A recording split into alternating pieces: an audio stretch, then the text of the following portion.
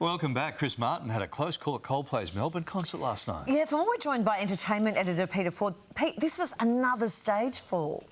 Yeah, on the back of Olivia Rodrigo a couple of weeks ago, which we'll come back to. So what happened last night on stage could have been very serious. I mean, we could have been talking about Chris Martin in hospital this morning. Thankfully, we're not. He recovered very quickly and professionally and gracefully. But there was an open trap door.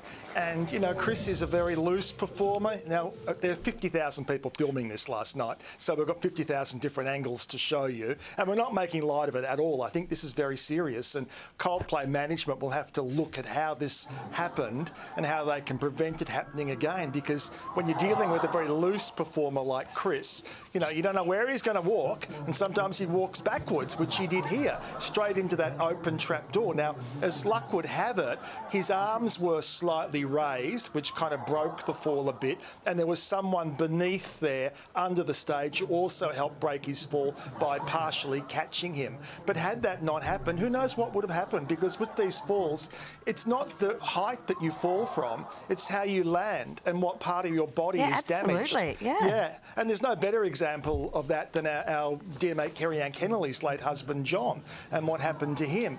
And so they have to look at this not being allowed to happen again. Now, a lot of people, of course, are tying in what happened with Olivia Rodrigo a couple of weeks ago, and I think they are quite separate things. I think in that case it was very much a case of faulty staging that allowed that to happen. They will have to look at that. What happened last night, there's no suggestion the staging was faulty, just that someone made a choice to have the trap door open. Yeah. So well, anyway, hers was at Rod Laver. And yes. Coldplay's was at Marvel, so yes, two entirely different setups totally as well. different. We've got a grab here, Pete. Yeah, take a look at actually what happened. I'm not sure what happened. That's not thank you for catching it.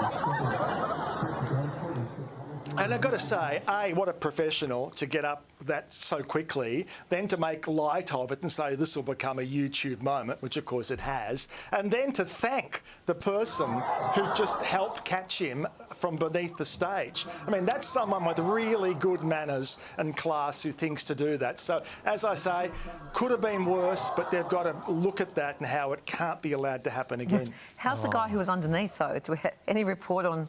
Two broken arms. he's in hospital with plaster. Right, but... Wow, that could have been so bad. OK, Pete, let's move on to Dawson's Creek star has shared some shocking news regarding his health. Yeah, so this just came through in the last hour or two, and this is James Van Der Beek, who has revealed that he is battling, I want to make sure I get this right, colorectal cancer. Now, I'm not going to pretend to be any expert in that field, but I think the interesting part of this story is that James is 47 years old, and this is not a diagnosis he's just got. He's indicated that he's been living with it and dealing with it for a certain period of time. He hasn't specified how long, but he's indicated that he's been working throughout his treatment plan. We don't know exactly what that treatment plan is. Why he's talking about it is he is on the publicity trail at the moment because he's going into the American version of the real Full Monty, where the celebrities get their gear off. So as part of that promotional thing, he did reveal that in recent times he's been dealing with this. Now, he's got 6 kids, he's happily married. He says, I'm staying totally positive about this, and all indications are that he's been working quite consistently. I mean, he's not the kind of A-list that he was back in the Dawson's Creek days, but he's still an actor who's getting constant work, and he's been working right throughout dealing with this. So we wish him well with his future in this direction. Yeah, much beloved. We've spoken to him on this show. Terrific guy.